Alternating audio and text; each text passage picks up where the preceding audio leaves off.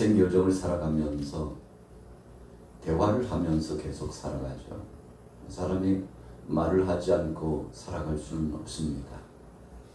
하나님께서 아담과 하와와도 대화를 나누셨습니다. 그래서 에덴 동산에서의 이 아름다운 천국 파라다이스의 삶의 시작은 하나님과 우리 인간편의 대화를 통해서 모든 것들이 시작이 되었죠. 주고받는 것입니다. 이런 역사를 통해서 하나님 앞에 영광을 돌리고 하나님께서는 하나님 뜻을 바로 사람 편에 나타내 주신 겁니다.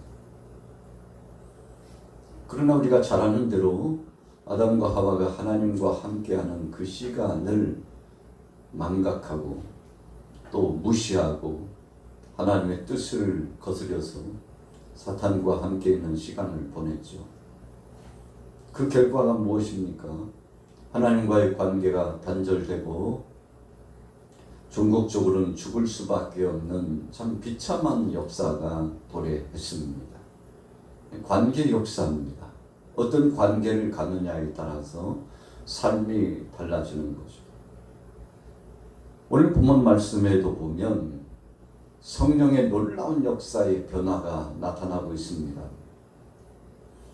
예수님께서 말씀하신 대로 너희는 예루살렘을 떠나지 말고 아버지께서 약속하신 것을 기다려야 된다고 엄명을 내렸습니다. 엄한 명령을 내렸습니다. 엄명이라고 하는 것은 해도 되고 안 해도 되는 것이 아닙니다. 반드시 해야 되는 일입니다. 그래서 제자들이 순종했습니다. 주님의 말씀을 들었던 제자들이 그 말씀에 순종했습니다. 그 수를 보니까 120명이 모여서 다락방에 모여서 주님 말씀에 순종하고 간절히 하나님 앞에 올려드리는 기도를 진행했습니다. 여러분, 기도라고 하는 것은 영적인 호흡의 시간이죠. 오늘 아침에 여러분들이 예배당에 나와서 함께 기도하고 기도 처소에서 주님 앞에 함께 머리를 조아리고 마음을 모으고 그래서 예배자로서 하나님 앞에 영광 돌리고 마음의 중심을 헌신하는 것처럼 이 기도하는 시간은 매우 중요한 것입니다. 120명 사랑하는 제자, 순종하는 제자, 불순종하는 320명은 오지 않았죠. 두려워서 올 수 없었습니다. 혹시나 잡혀서 죽으면 어떨까? 인간적인 생각이 마음속에 들어서 두려워서 갈 수가 없었습니다. 그 두려움이 그들의 인생의 삶을 막고 있었던 거죠. 아담과 하와가 죄를 범함에 두려웠습니다. 그래서 하나님이 부르셔도 그 부르심 앞에 응하여 나갈 수 없었습니다. 무화과 나무 뒤에 숨었습니다. 결과는 참 참혹했죠. 여러분, 오늘 본문 말씀 속에 오순절 날이 이미 이름에 그랬습니다. 120명 순종하는 믿음의 사람들이 간절히 열흘 동안 부르짖어 기도했더니 성령께서 임하여 주셨습니다. 그래서 기도하는 그 끝의 결말의 아름다운 결과는 성령의 열매가 맺혀지는 거죠. 성령의 열매가 어떻게 맺혀졌습니까? 말이 달라졌습니다. 여러분, 사람이 타락하는 것도 말 때문에 타락합니다. 그래서 어떤 사람을 인격적으로 보고 그 사람의 영적인 상태를 보려면 평시에 무슨 말을 계속하고 다니는지 그 말의 씨를 보면 알 수 있습니다. 불평하는 말, 악평하는 말, 이간질하는 말, 조롱하는 말, 상대를 폄하시키는 말, 하나님의 뜻을 거스리는 말, 세상의 세풍에 젖어서 입만 열면 세상 이야기가 계속 흘러나오고 육신의 정욕, 안목의 정욕, 이 세상 자랑이 계속 흘러나오고 끊임없이 상대를 험담하고 조롱하고 희롱하는 말이 계속 나오고 있다면 그 사람은 타락한 사람입니다. 여러분, 타락한 사람은 말이 다릅니다. 성령에 매이지 않고 악한 영의 지배를 받고 있기 때문에 말이 다릅니다. 그래서 말 한마디를 가지고도 천냥빛을 갚는다고 그러지 않습니까? 여러분, 이 말이 달라지는데 오늘 본문 말씀해 보니까 120명 성도에게 있어서 달라진 거 여러 가지가 있었습니다.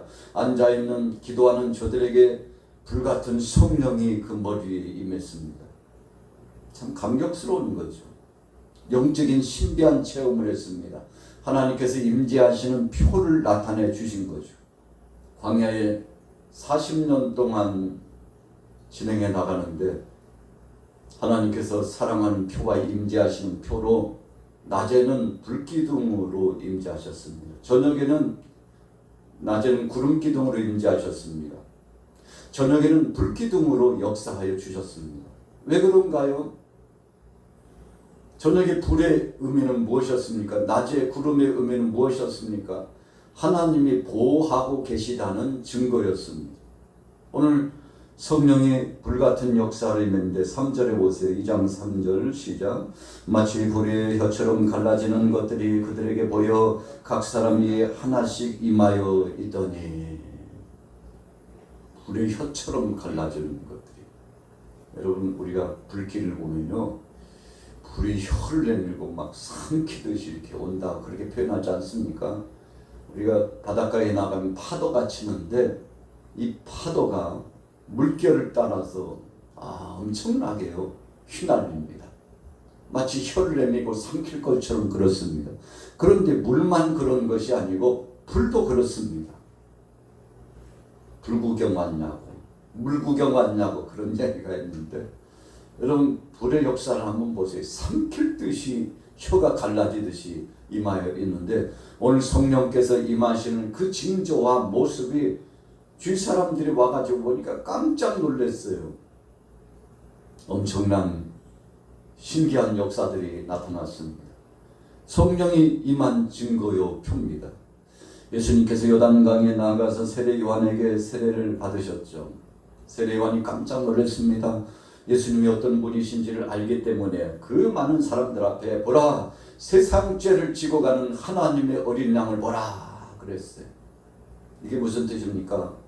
예수님이 그리스도라는 것을 증거하는 겁니다. 나는 저번에 신발끈을 풀기에도 끈을 잘 풀고 메어주는 것 종의 신분이죠. 이 일도 감당할 수 없을 만큼 작은 자라는 거죠. 그런데 예수님은 크신 분이요 하나님이요 바로 저분이 그리스도요 저분이 메시아라고 소개하고 있는데, 사람들이 알 게 뭐예요? 예수님에 대해서 별로 관심이 없었어요. 여러분 그래서 관심 분야에 따라서 생각이 달라지고 말이 달라지는 거 아니겠습니까? 여러분 그래서 관심은 곧 사랑이에요. 무관심은 사랑하지 않는다는 증거입니다. 여러분 그래서 우리가 애정 표현할 때에도 자기의 사랑하는 표를 합니다.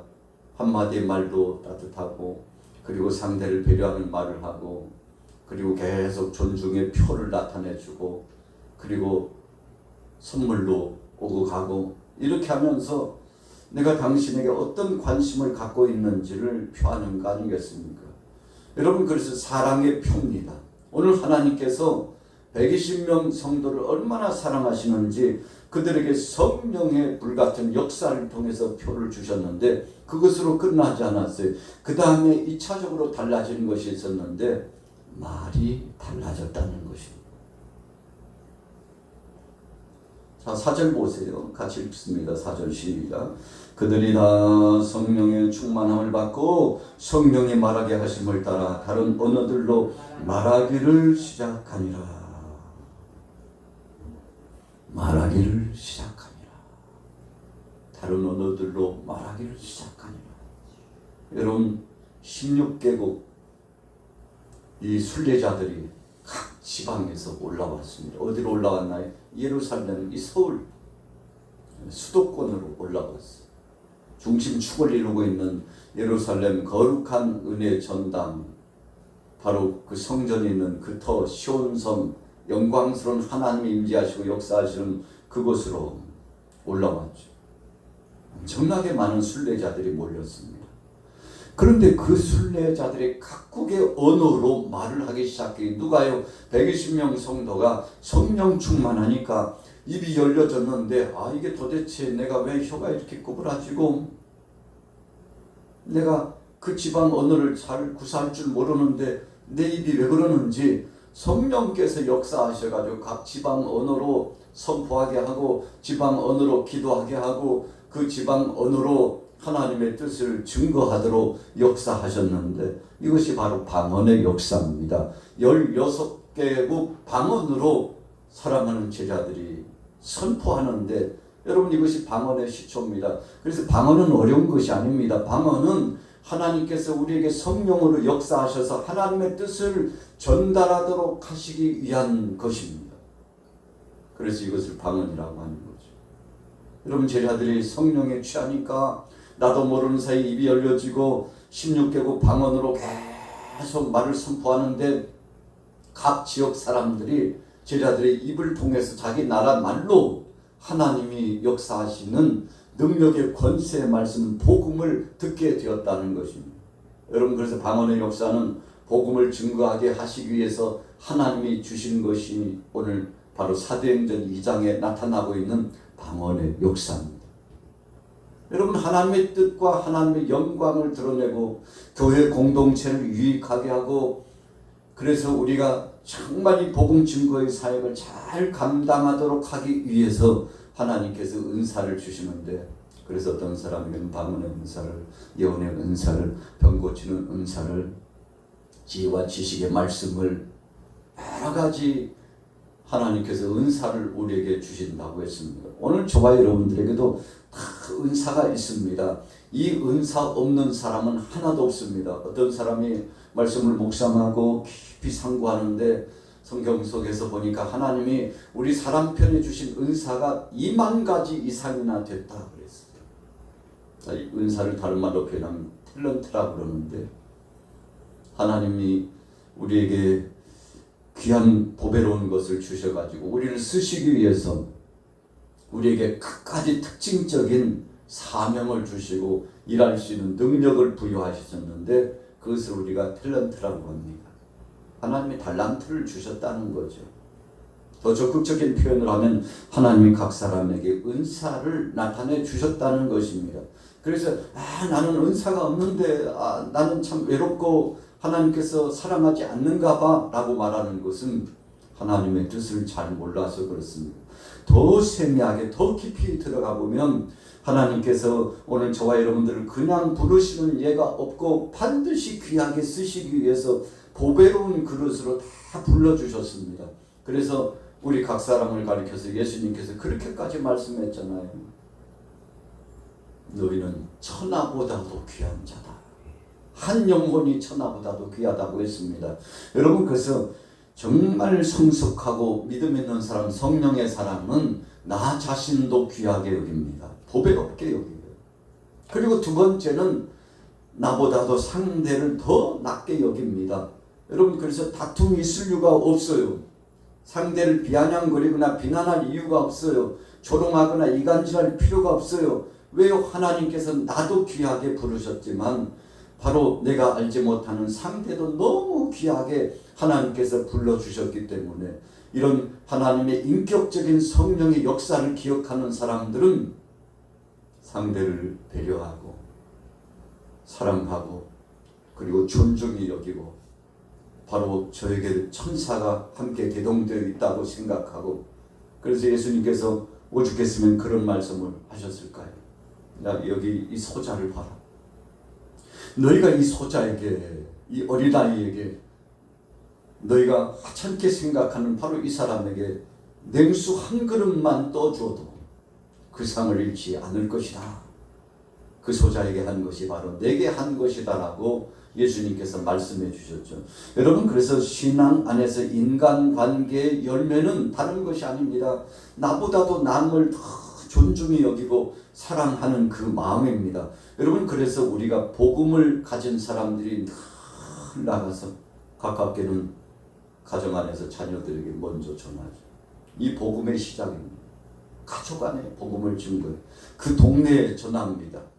이런 마음과 이런 신실함이 없다면 여러분 그것은 하나님을 믿는 것이 아닙니다. 하나님을 사랑하는 것이 아닙니다.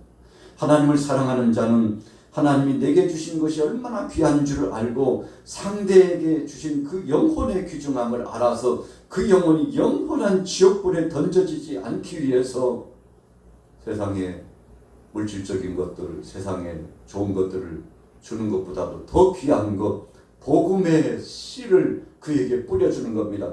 예수 그리스도 없이는 구원이 없다는 사실, 예수 그리스도를 통하지 않고는 하나님 앞에 갈 수 없다는 사실을 명명백백 계속 전합니다.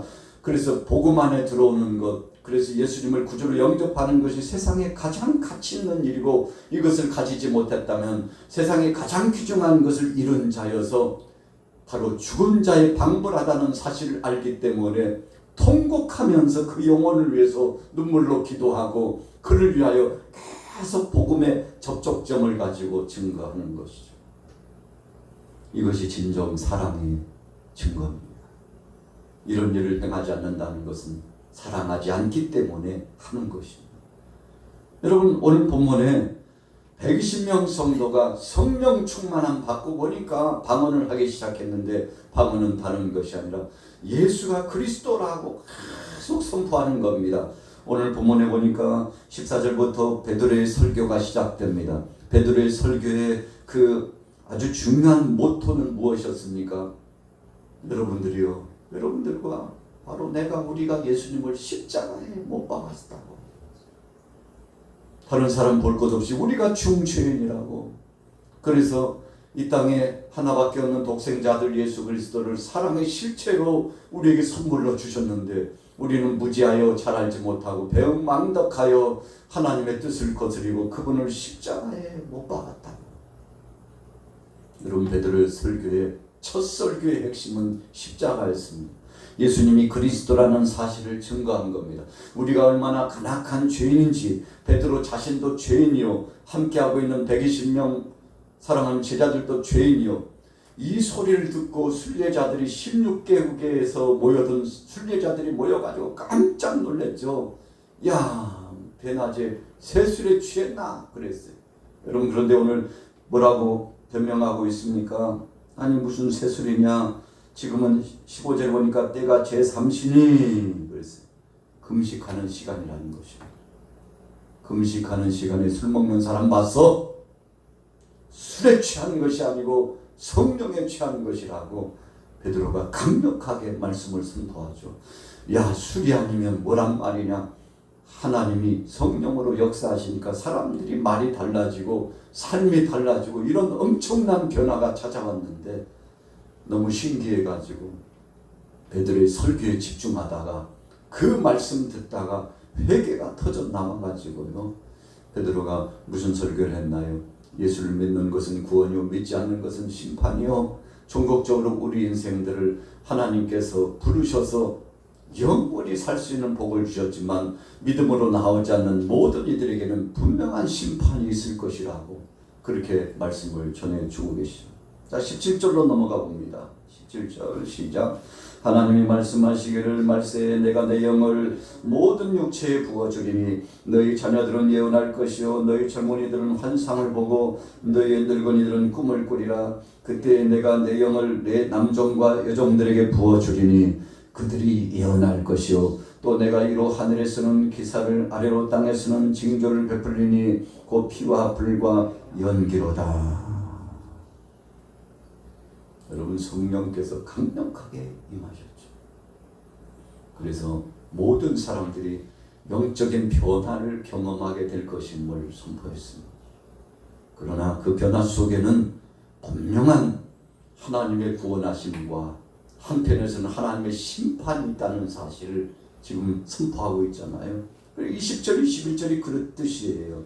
주의 크고 영화로운 날이 이르기 전에 해가 변하여 어두워지고 달이 변하여 피가 되리라. 누구든지 주의 이름을 부르는 자는 구원을 받으리라. 그러나 주님을 부르지 않는 모든 자들은 심판을 피하지 못하리라. 아, 이 설교를 듣고요, 여러분, 그래서 설교는 이렇게 설교가 긴지 몰라. 큰일 날 일입니다. 뭐 설교가 저래. 큰일 날 일입니다. 설교는 죄를 책망하는 것입니다. 설교는 시대를 재조명시키는 겁니다. 설교는 하나님이 말씀해 주시는 겁니다. 설교 시간을 통해서 하나님의 뜻이 선포되는 것입니다. 여러분, 오늘 이 베드로의 설교를 듣고 마음이 녹아졌어요. 은혜가 임했습니다. 능력의 권세가 임했습니다. 사모하면서 주의 말씀을 들으니까 천국과 지옥이 오고 가는 엄청난 변화를 경험하게 되었는데, 여러분 12 제자들, 70인의 제자들, 120명 제자들의 말이 달라졌습니다. 오늘 저와 여러분들은 뭐가 달라졌나요? 성령 받은 증거는 하나님의 영에 충만한 것이요, 두 번째로는 복음의 실체가 우리 속에 충만해지는 것이요, 세 번째로는 이 속에 있는 복음을 증거하는 것인데, 여러분 우리가 하루를 살아가면서 내가 무슨 생각을 하고 무엇에 관심을 갖느냐 하는 것은 내가 성령에 충만한 사람인지 아니면 세상 것에 충만한지 판가름 나는 아주 중요한 것입니다.